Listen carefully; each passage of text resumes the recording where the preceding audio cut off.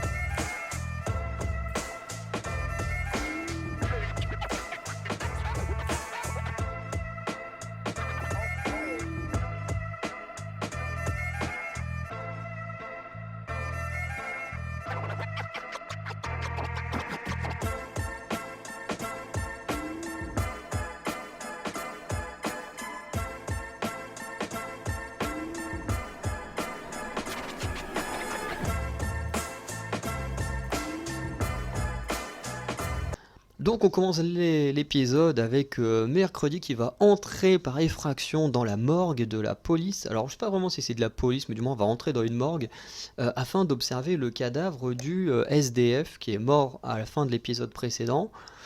Et notamment on a la chose qui va photocopier des dossiers dans son coin.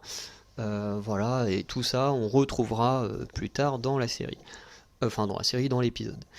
Le shérif va apparaître avec un médecin de la morgue qui lui montrera le pied manquant du SDF et il tombera notamment sur mercredi dans un casier, puisqu'un mercredi, un des casiers n'est pas fermé, il va ouvrir la morgue, il va tomber sur mercredi, il va dire tiens, je me souviens pas l'avoir emmené là, celle-là.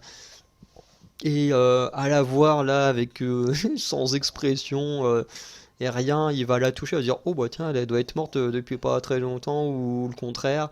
Bref, il referme le truc, il s'en va et puis forcément la chose va libérer mercredi, c'était plutôt marrant. Et on apprend que du coup il y a une ablation chirurgicale sur chacune des victimes, notamment sur le SDF, ce sont deux orteils de son pied gauche. Euh, et en gros, on comprend que la créature emporte des trophées de ses victimes. Du coup, un peu plus tard, mercredi, va voir les griffures que Xavier a au niveau du cou.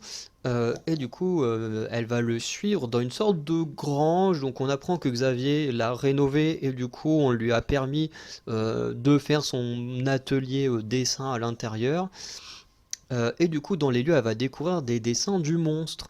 Or, comme on le sait depuis un ou deux épisodes, Xavier peut donner vie à ses dessins. Donc, est-ce que le monstre n'est pas l'un des dessins de Xavier? Ça, c'est une bonne question. Surtout que on va revenir là-dessus après. Mercredi du coup va se faire plus ou moins choper par Xavier, mais pas trop, parce qu'en fait elle va sortir du truc et en étant en train de partir, Xavier va apparaître, sauf qu'elle va l'entendre arriver, du coup elle va faire genre oh bah tiens je te suivais, voilà j'avais une question à propos des cours et tout. Lui va dire bah non on nous a pas donné de devoir à faire puisqu'il y a le bal. Et là, il va dire ah ouais, t'es là parce que t'es en kiff sur moi. Enfin, il va pas lui dire t'es en kiff sur moi, mais en gros, il va lui faire comprendre c'est parce que tu veux m'emmener au bal. Et du coup, bah, mercredi, pour se dépatouiller de tout ça, puisqu'elle le soupçonne d'être le tueur, elle va du coup lui dire, bah, enfin, elle va l'inviter au bal. Ça va être très difficile pour elle de sortir ses mots parce qu'elle en a absolument rien à foutre du bal. C'est la seule de toute l'académie qui en a absolument rien à battre, et je peux la comprendre, genre ce genre d'événement, j'ai jamais aimé non plus. Bon, même si c'est quand même moins courant en France d'en faire, mais ça existe de temps en temps, et j'avoue que j'aime pas ça non plus. Ensuite, mercredi, il ira voir le shérif à nouveau afin de proposer une alliance. En lui disant, voilà, vous, en gros, bon, elle lui dit pas ça, mais du moins c'est ce qu'on comprend, que lui, il a le matériel, il a aussi le pouvoir, en fonction de son poste, de pouvoir enquêter et travailler sur les indices et tout. Et elle, étant à Nevermore, elle peut lui apporter une oreille intérieure, des informations, des preuves, si c'est vraiment quelqu'un à l'intérieur de Nevermore, le tueur. Et du coup, elle va apporter un des dessins de Xavier qu'elle a volé, qui ressemble quasiment à la photo que le shérif possède, enfin, d'une des photos, hein, parce qu'il n'en a pas qu'une seule, venant du meurtre du SDF. Mais pour lui, ce n'est pas suffisant. Il faut plus de preuves pour vraiment croire et faire équipe avec Mercredi.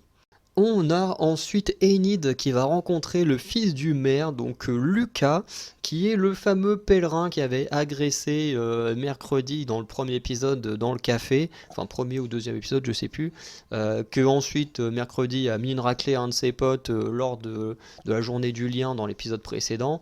Voilà, et on apprend que celui-ci va aller au bal avec Enid. Bon.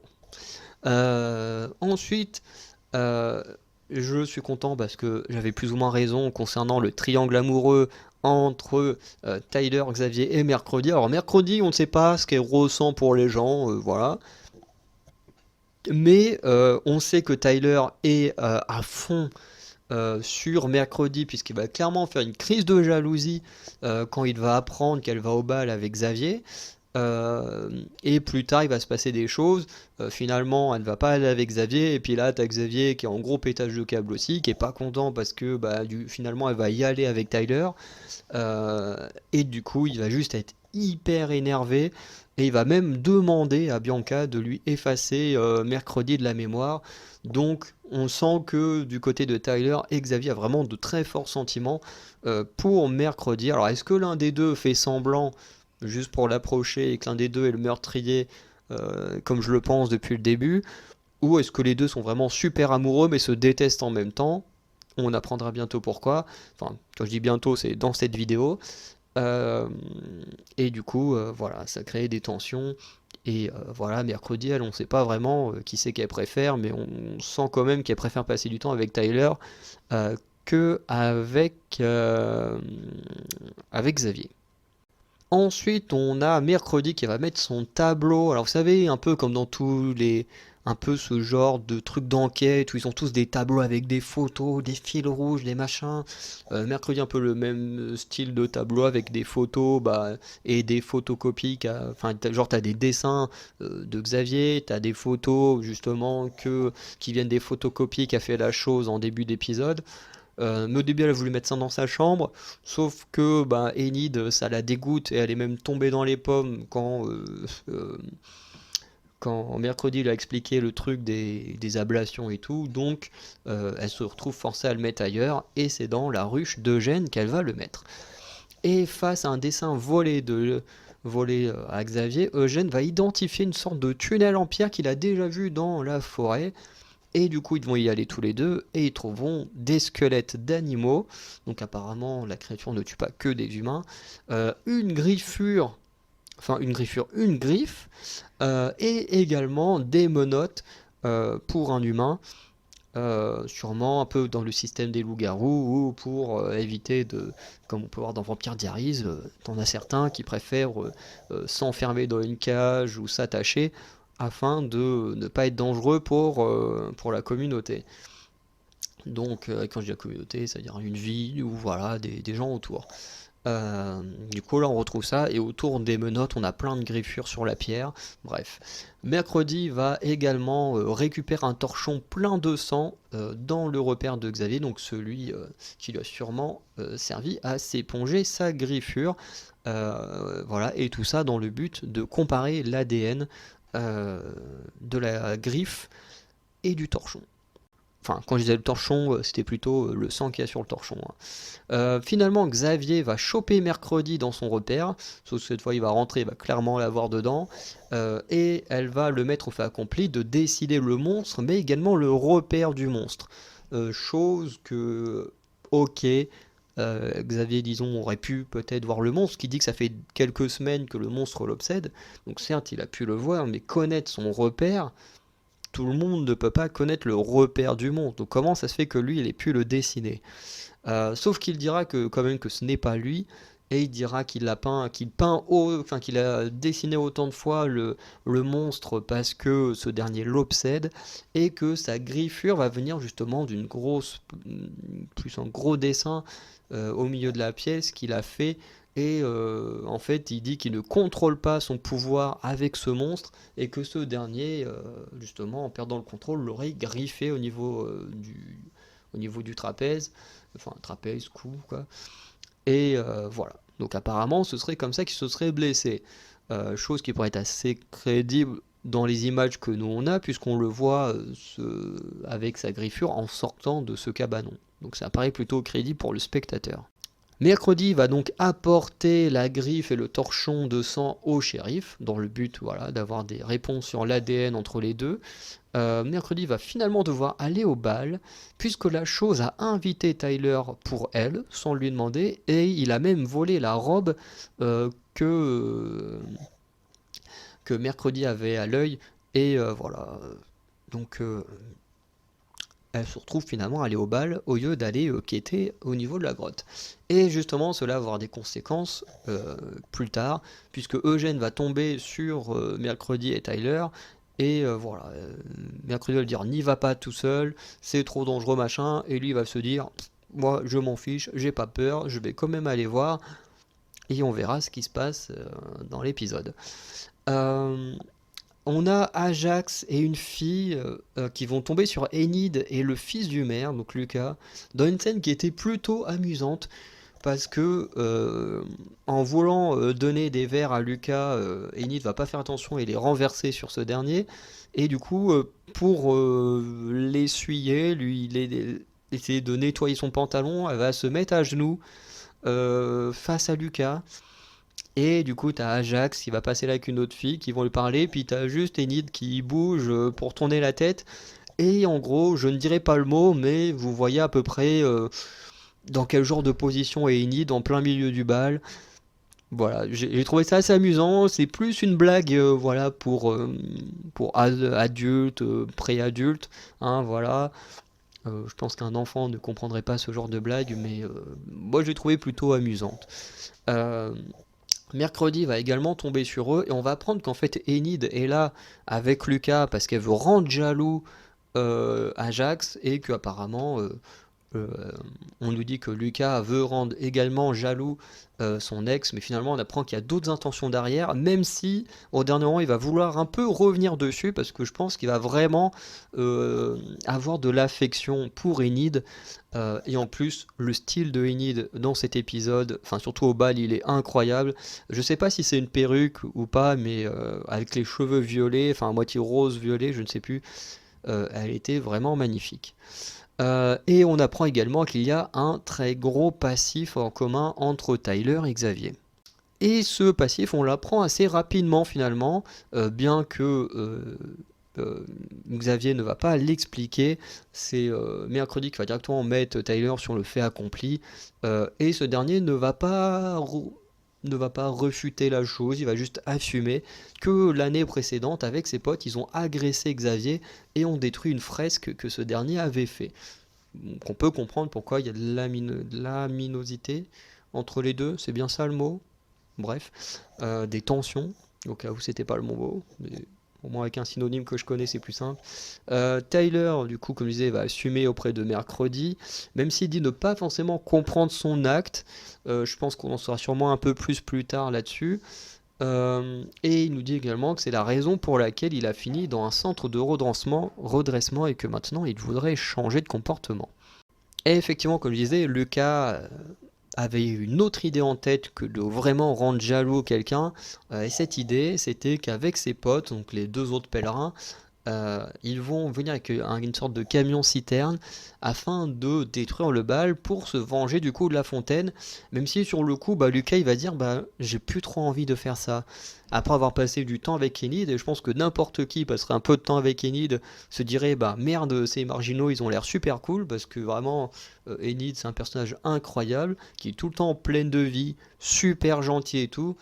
Et c'est vrai que du coup, si t'es quelqu'un de normal qui tombe sur les marginaux, t'as plus l'impression que vraiment Enid c'est quelqu'un de normal que tu peux croiser n'importe où, bien qu'un peu trop gentil et naïve, mais quand même super cool. Et Eugène de son côté, lui, il va tomber sur un gars qui va mettre le feu à la grotte et qui va également repérer Eugène avec sa lampe. Donc, la vraie question c'est pourquoi il met le feu, cette personne a mis le feu à la grotte, qui est cette personne autre que Xavier, puisque Xavier Aubal qui connaît l'emplacement de la grotte, et surtout pourquoi si c'est lui le monstre, enfin quoique s'il a poursuivi, si ça paraît logique, s'il a remarqué que Mercredi et, et Eugène ont vu la grotte, ça peut être logique qu'il ait détruit pour trouver un autre père, donc effectivement ça peut quand même être le monstre. Mhm. En sachant qu'il y a peu de gens qui savent que Mercredi ont été à la grotte, donc soit le monstre, finalement c'est peut-être le shérif, ou qui est en lien avec le monstre, parce que lui il n'était pas au bal, donc voilà. Ou alors quelqu'un de l'école a suivi Mercredi et Eugène, ça c'est possible aussi. En tout cas, j'espère qu'on n'aura pas un coup où on aura un, comment ça s'appelle déjà, un retournement de situation, un plot twist autour de Enid et que c'est elle la psychopathe. Honnêtement, ça me ferait chier parce que je l'adore. Donc s'il y a d'autres saisons, j'espère qu'elle sera toujours là. Mais voilà un peu sur ce qui s'est passé avec Eugène à ce moment-là. Ensuite, une scène que j'ai trouvé vraiment cool, c'est Bianca qui va un peu se dévoiler auprès de Mercredi. On sait que les deux se détestent, mais on a l'impression que là, Bianca, elle est à bout de souffle et puis elle a besoin de parler. Et finalement, elle va carrément parler à sa rivale, parce que Bianca, on sent qu'elle est toujours amoureuse de Xavier, mais que lui, moins. Voilà, donc ça fait encore un autre triangle amoureux, même si celui-là, entre guillemets, fonctionne différemment que si on remplace Bianca par Tyler. Mais on est quand même sur une autre sorte de triangle amoureux. Euh, voilà. Et du coup, Bianca va beaucoup parler de sa relation avec Xavier, notamment sur le fait qu'ils pouvaient pas avoir confiance l'un dans l'autre, parce que d'un côté, avec son amulette et ses pouvoirs de sirène, du coup, elle peut contrôler plus ou moins les gens, et qu'il avait peur de se faire manipuler. Et de l'autre côté, Bianca disait qu'elle-même avait du mal à faire confiance à Xavier.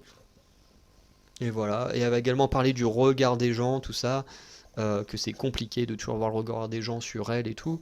Et Mercredi va même lui avouer qu'elle, elle aimerait bien se soucier un peu plus des gens, plutôt qu'être tout le temps détachée comme ça. Et je trouve que c'est intéressant que les deux rivales, euh, pas forcément se rapprochent, mais arrivent à avoir une discussion un peu plus ouverte et sans aminosité. Même si j'aime bien quand les deux se taillent un peu, mais je trouve que c'est quand même une belle chose que les deux arrivent à parler sans tension. Et même pendant le bal, t'as tout le monde qui s'amuse. Et même quand ils voient Mercredi en train de danser, genre t'as personne, voilà, qui s'en prend à elle, comme dans les épisodes précédents. Même tous ceux avec qui elle a eu des conflits, ils sont là en mode, hé, regarde là, c'est sympa sa façon de danser qui est très, très particulière. Et franchement, j'ai trouvé que c'était plutôt sympa de voir que, voilà, avec le temps, les gens changent un peu et finissent par s'adapter plus ou moins au comportement de Mercredi. Ensuite, on a du coup les potes de Lucas qui vont activer l'alarme incendie, et au lieu d'avoir de l'eau, alors c'est les alarmes pour le feu là, et au lieu d'avoir de l'eau, du coup c'est, on pense au début que c'est du sang, alors ça fait clairement référence à un vieux film d'horreur. Je crois que c'est Carrie, mais j'en suis pas sûr. Enfin bref, de toute façon c'est un film d'horreur que j'ai jamais vu, mais on connaît tous cette image de la femme remplie de sang pendant une sorte de balle de promo ou on ne sait quoi. Bref, voilà. Et du coup ils vont reproduire cette scène, et On a l'impression qu'il y a du sang qui coule de partout. Tout le monde va se mettre à paniquer, à part quelques personnes, dont Ajax, et notamment Mercredi, qui elle va être très déçue de se dire bah merde, c'est de la peinture et c'est pas du sang, parce qu'elle aurait préféré que ce soit du vrai sang. Et finalement, dans la cohue, Mercredi va avoir une vision d'Eugène qui se fait agresser. Et du coup, l'épisode va plus ou moins se terminer avec deux choses, avec Enid qui va choper Lucas et ses potes en train de fuir, et pensera que c'est lui qui a organisé tout ça, plutôt que de vouloir passer du temps avec elle, ce qui va énormément la décevoir. Et nous, on sait que au dernier moment, il a voulu changer d'idée, mais elle le sait pas. Et puis bon, au départ, c'était quand même un peu son idée. Enfin, du moins, l'idée de son groupe d'amis. Ajax va la protéger, et elle va lui avouer qu'au départ, elle voulait y aller avec lui. Et du coup, il va lui dire bah, pourquoi tu m'as pas invité. Et puis elle va dire bah moi je t'en voulais que tu sois pas venu à la serre la dernière fois. Et du coup, Ajax va lui avouer que bah oui, en sortant de la douche, il s'est lui-même pétrifié en se regardant dans le miroir, puisque sa serviette était tombée, et qu'il trouve qu'il avait honte en fait de la situation et qu'il n'avait pas osé en parler à Enid. Et là, du coup, les deux se rabibochent et je trouve ça plutôt cool. Et du coup, Mercredi arrivera, enfin, va tenter de sauver Eugène, mais elle va arriver beaucoup trop tard. Et on se termine, voilà, sur la scène où Mercredi fait comprendre à sa prof humaine que Eugène est mort. Voilà. Et du coup, il y a deux petites choses que j'ai trouvées amusantes. Alors, il y a une phrase de, de Mercredi. J'ai tout le temps envie de dire Jenna Ortega, mais le but, c'est pas de parler de l'actrice, mais du personnage ici. Euh, mais en un moment, alors je crois qu'on avait déjà vu ça dans les teasers, mais je la trouve vraiment amusante. Et ça colle très bien à la personnalité du personnage. Mais quand ils sont devant la grotte, où ils lui disent tu m'entends hurler à la mort, c'est que je passe un bon moment. Et j'adore la façon dont elle dit ça colle hyper bien au personnage qui a l'air d'aimer juste la violence et tout. Franchement, j'adore cette scène où elle dit ça. Et un truc que j'ai adoré et qui est aussi, alors, c'est pas flippant comme James McAvoy qui danse dans Split, mais j'adore sa danse, elle est très particulière, elle est chelou autant que l'est le personnage de Mercredi. Et ce que j'aime le plus, en fait, c'est son visage. Même quand elle danse, son visage lui reste figé. Et je trouve que c'est vraiment incroyable. Cette scène, je pense que je me la rematerai de temps en temps parce que je la trouve hyper cool. Donc voilà, on va conclure cette vidéo ici. Donc n'hésitez pas à me dire ce que vous avez pensé de l'épisode 4 de cette série. Du coup, on se dit à la semaine prochaine pour l'épisode 5. Voilà, et sinon, bah, n'hésitez pas à regarder les autres vidéos de la chaîne Anacalypsy Movies and Series, et n'hésitez pas non plus à regarder les vidéos des autres chaînes Anacalypsy si vous voulez voir autre chose que des vidéos sur le cinéma et les séries télé. Bref, je vous souhaite une bonne journée ou une bonne soirée, et je vous dis à très bientôt pour de nouvelles vidéos. Ciao!